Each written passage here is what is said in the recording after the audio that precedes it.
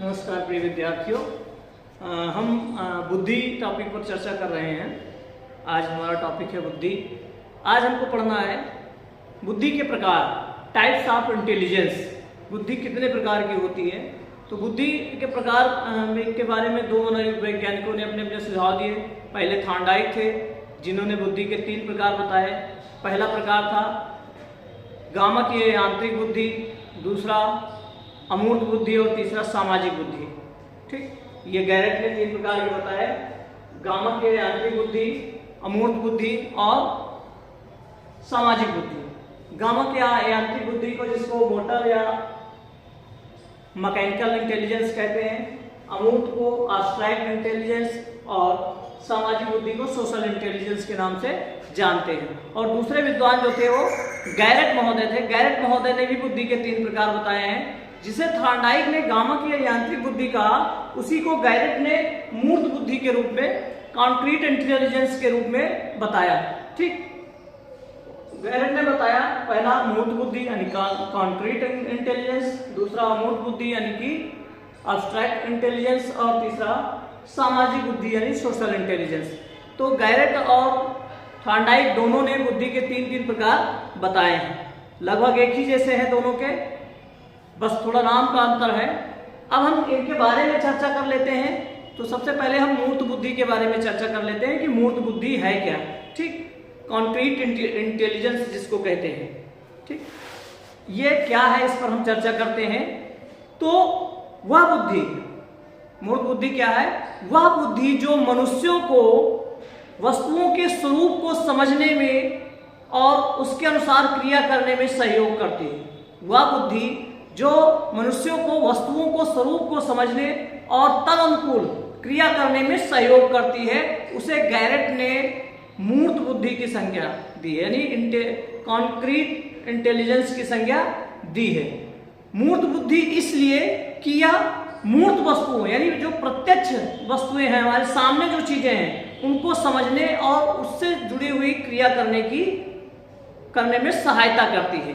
इस प्रकार की बुद्धि को थॉर्नडाइक ने गत्यात्मक यानी मोटर इंटेलिजेंस या मैकेनिकल इंटेलिजेंस की संज्ञा दी है। जिन बच्चों में इस प्रकार की, जिन बच्चों में मूर्त बुद्धि होती है, की अधिकता होती है मूर्त बुद्धि की, वो वस्तुओं को जोड़ने और तोड़ने में विशेष रुचि लेते हैं।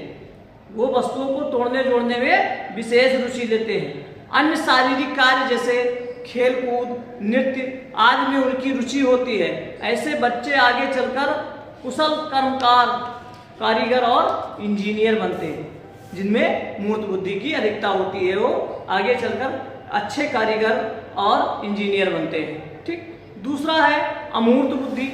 अमूर्त बुद्धि की जब हम बात करते हैं, एब्स्ट्रैक्ट इंटेलिजेंस जिसकी चर्चा करते हैं, तो यह बुद्धि मनुष्यों को पुस्तकीय ज्ञान प्राप्त करने में, यह बुद्धि जो अमूर्त बुद्धि है, वो मनुष्यों को, व्यक्तियों को पुस्तकीय ज्ञान प्राप्त करने और विभिन्न तथ्यों की जानकारी प्राप्त करने में, सोचने समझने और समस्याओं के समाधान खोजने में सहायता करती है।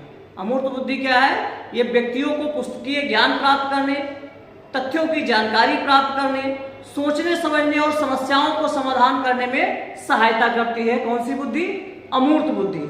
इसे थॉर्नडाइक ने अमूर्त बुद्धि यानी एब्स्ट्रैक्ट इंटेलिजेंस की संज्ञा दी है। अमूर्त बुद्धि से इसलिए कहा जाता है क्योंकि यह अमूर्त चिंतन और समस्या समाधान में सहायक होती है।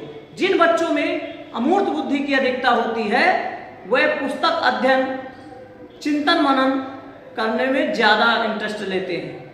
किताबी पढ़ाई लिखाई और चिंतन मनन करने में ज्यादा इंटरेस्ट लेते हैं, ज्यादा रुचि लेते हैं।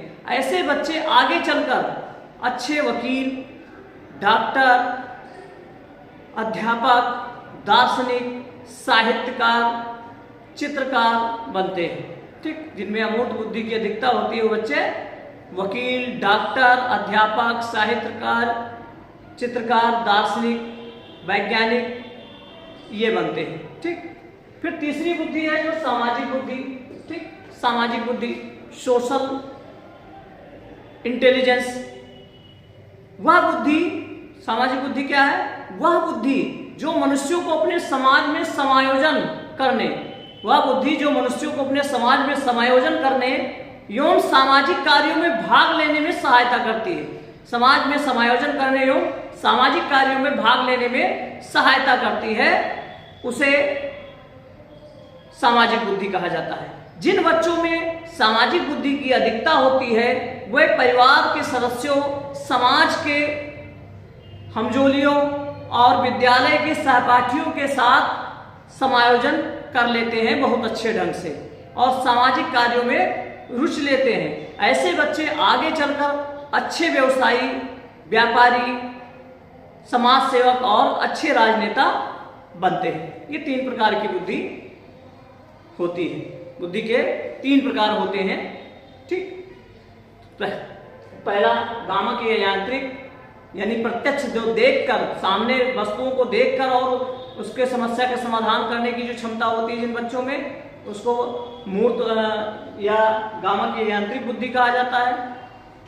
ऐसे बच्चे जिनपे इनकी इसकी अधिकता होती है वो आगे चलकर अच्छे कारीगर, मैकेनिक और इंजीनियर बनते हैं। दूसरा अमूर्त बुद्धि, जो सोचने समझने और पुस्तकीय ज्ञान प्राप्त करने में सहायता, समस्याओं को समाधान करने में सहायता प्रदान करती है, वो अमूर्त बुद्धि कही जाती है। जिस बच्चे में इसकी अधिकता होती है वो वकील, डॉक्टर, अध्यापक, दार्शनिक, लेखक, चित्रकार बनते हैं, ठीक, साहित्यकार बनते हैं। और सामाजिक बुद्धि जिसमें होती है, जो समाज के साथ बेहतर ढंग से समायोजन, अपने परिवार के साथ, अपने सहपाठियों के साथ, हमजोलियों के साथ और समाज के साथ अच्छे ढंग से समायोजन कर लेते हैं, जिसमें इस बुद्धि की अधिकता होती है। और इस बुद्धि की अधिकता वाले जो बच्चे होते हैं वो आगे चलकर अच्छे व्यापारी, अच्छे व्यवसायी, अच्छे समाज सेवक और अच्छे राजनेता बनते हैं। ये बुद्धि के प्रकार हैं। आगे हम बुद्धि के सिद्धांत पर चर्चा करेंगे।